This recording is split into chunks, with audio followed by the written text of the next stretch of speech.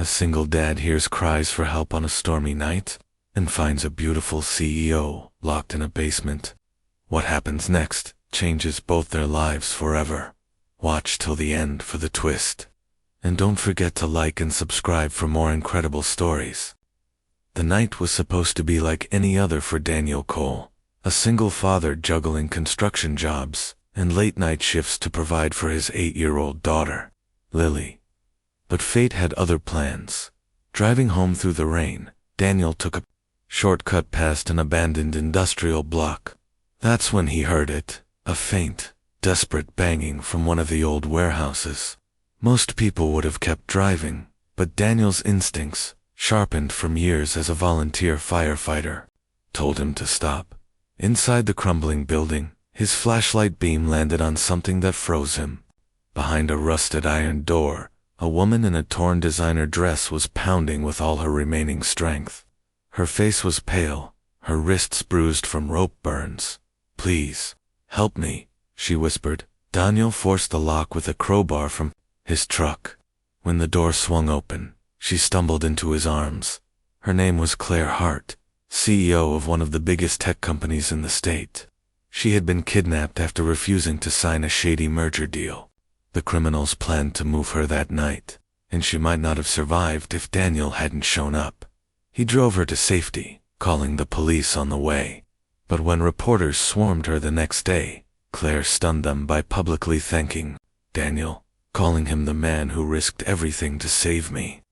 What she didn't say, not yet, was how she had asked for his number before leaving the hospital.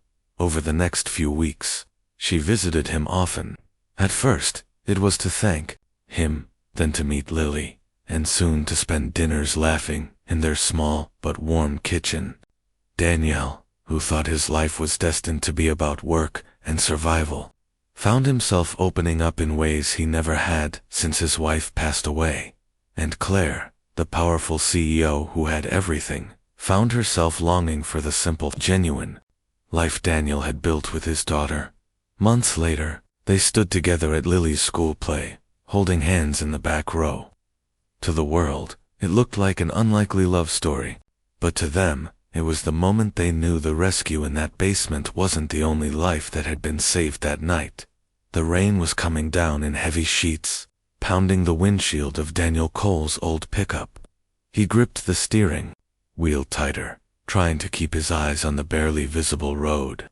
It was nearly midnight, and he was bone-tired from a long shift at the construction site.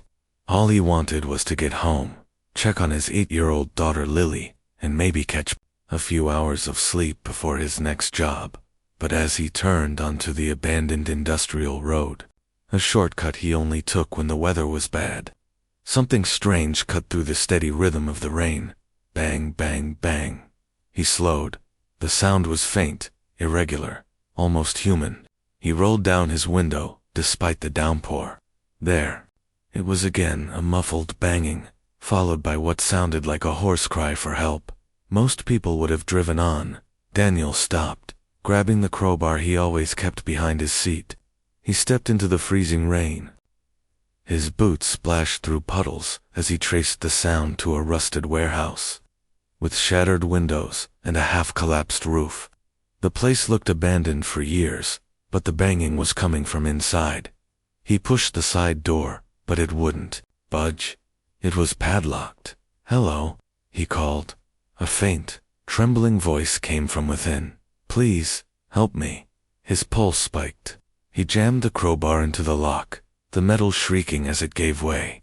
Inside, his flashlight beam swept over dust, broken furniture, and then froze on a heavy iron door with fresh scrape marks around it. He pressed his ear against it. The voice was clearer now, weak but urgent. "Please, I can't breathe in here." Daniel wedged the crowbar into the gap and heaved. The door groaned, then burst open, and a woman stumbled into him. Her designer dress was torn and dirty, her hair tangled, her wrists raw from rope burns. She was shivering violently. "I'm Daniel," he said, steadying her. "You're safe now." "My name is Claire," she whispered. "Claire Hart." Daniel blinked. The name was familiar. Then it hit him. Claire Hart, the CEO of Hart Innovations, the multi-billion-dollar tech firm. He'd seen her face on magazine covers. She wasn't just lost, she'd been taken. Her kidnappers had locked her in the basement after she refused to sign a merger that would have handed over her company. They planned to move her that night, and she was certain she wouldn't survive the next location. Daniel didn't wait. He wrapped his jacket around her, half carrying her to the truck, calling the police as he drove. She clutched his arm like it was the only thing anchoring her to reality. At the hospital, reporters swarmed, cameras flashed, but Claire ignored all of them, keeping her eyes on Daniel. This man, she told the crowd, risked his life too. Save mine. I owe him more than I can ever repay. Over the next few weeks, she made good on her promise to thank him. At first, she visited with small gestures, homemade meals, gifts for Lily, helping with bills. But the visits became more personal. She'd sit with them at dinner, laughing with Lily over silly jokes, listening to Daniel talk about his late wife, the hardships of being a single father. One night, as they sat on his porch watching the stars, she said softly, "You saved me from more than just that basement, Daniel. You pulled me out of a life I didn't even realize was suffocating me." Months later, at Lily's school play, Daniel stood in the back row with Claire's hand in his. To the outside world, it looked like a strange pairing, the billionaire CEO and the single father.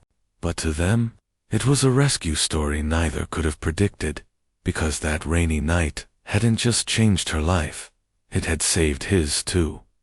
The rain was coming down like a curtain, blurring everything into streaks of silver and shadow.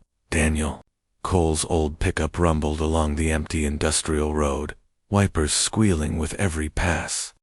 His hands were sore from a 12-hour shift, his mind already at home with Lily, his 8-year-old daughter, who'd be curled up with her book by now.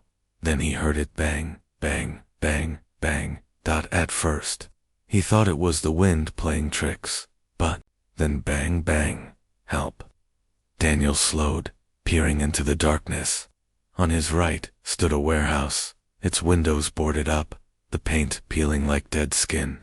He almost kept going, until the voice came again, raw and desperate. "Help, please." He cut the engine, grabbed the crowbar from behind his seat, and ran toward the sound. The side door was chained shut. He jammed the crowbar into the lock. Clang. It didn't give. He shoved harder, muscles straining. With a final metallic snap, the chain clattered to the ground. Inside smelled of mold and rust. His flashlight beam sliced through the darkness, crates, broken furniture, and movement. Two men were standing by a heavy basement door, arguing in low, urgent voices. Daniel ducked behind a crate, heart pounding.